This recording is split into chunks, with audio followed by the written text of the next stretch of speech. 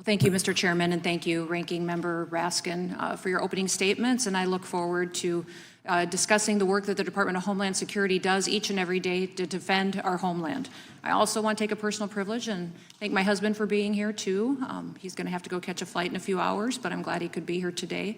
And then I want to remind you of why we're all here. Like, I've had people ask me over and over again, Kristi, why did you say to President Trump that you would do this job? And I said, because this is going to be a difficult job. It's going to be a hard job.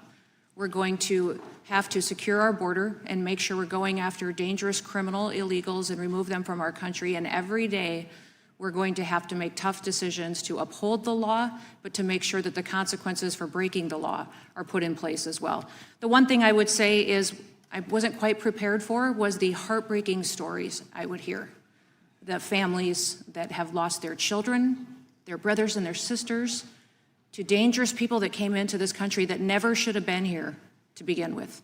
They never should have been here, and then they perpetuated violent crimes against these people. I heard one story, I never forget hearing Rachel Morin's mom tell the story of how she was killed.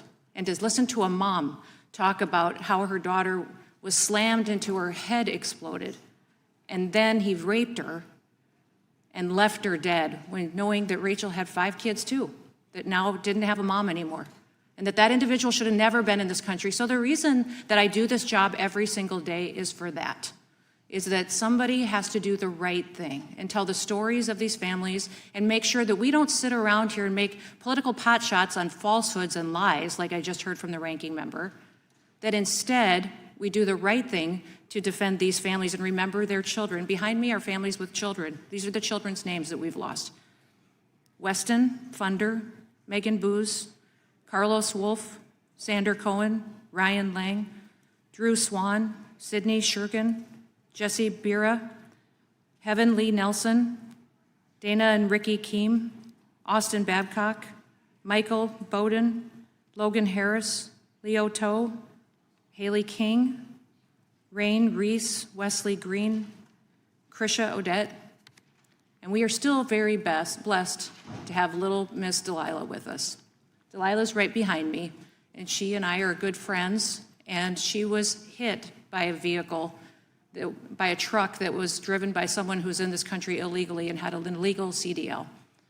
That accident should have never happened because he never should have been in this country, and he certainly shouldn't have been behind the wheel of an 18-wheeler. But she's still with us, and she's doing good, and she's telling her story with her dad and her family and continuing to make sure that we do the right thing here on Capitol Hill. Listen, the Department of Homeland Security was established after the attacks on 9/11. It was established to defend our homeland and put all the agencies together that have that mission, and that's what we do each and every day. We make sure that we enforce the law and that we protect our homeland, and that the families that live here, the American citizens, are our #1 priority. For 10 straight months, Border Patrol has released 0 illegal aliens into this country. In President Trump's first historic year back in office, over 3 million illegal aliens have left our country. We've arrested 700,000 of them and detained them and removed them from the country, but over 2.2 million of them left voluntarily. You know why? Because we told them to.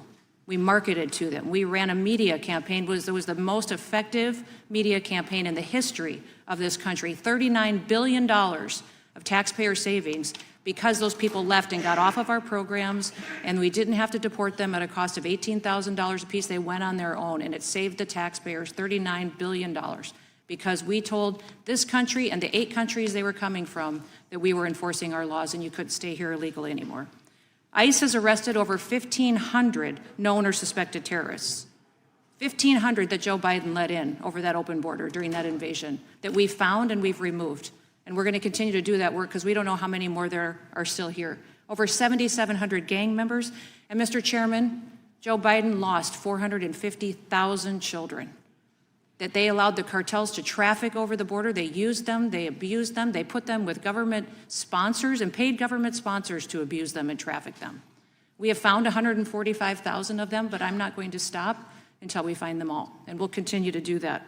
Fentanyl trafficking over the southern border is down 56% because of President Trump. We continue to stop drugs. 1.7 lethal doses of drugs have been stopped from coming into our country in the last year. Phenomenal. Phenomenal. It's amazing to me how once President Trump came into office, they quit talking about the drug epidemic. The media doesn't cover it anymore, do they? That's because there's 1.7 billion people that are still alive today in this world because we've stopped them. And that invasion over the southern border made those cartels rich. You want to know why they're so sophisticated now? Why they have high-tech weapons? Why they have drones? Why they're able to be so successful? Is because they were allowed to do whatever they wanted to for 4 years. And Biden enriched them, and the Democrat Party enriched them so that they could perpetuate violence against the United States. Mr. Chairman, I could go on, but I will look forward to the conversation today, and I look forward to continuing to fight for America. Thank you. I yield back.